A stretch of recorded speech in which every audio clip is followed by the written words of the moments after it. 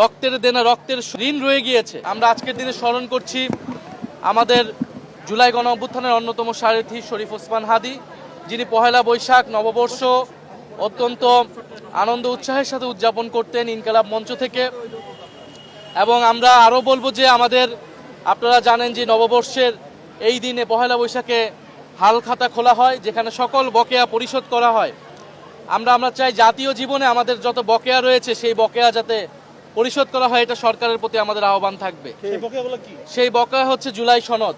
আমরা গণ অভ্যুত্থান হয়েছে, নির্বাচন হয়েছে, সবকিছুই হয়েছে, সবাই সবকিছু পেয়েছে, সরকার গঠিত হয়েছে, বিরোধী দল হয়েছে, কিন্তু জনগণ কিন্তু সেই সংস্কারটা পাইনি। ফলে সংস্কারের বকেয়া রেখেই সরকার কিন্তু হালখাতা খুলেছে, নতুন সরকার এবং নতুনভাবে কার্যক্রম করছে।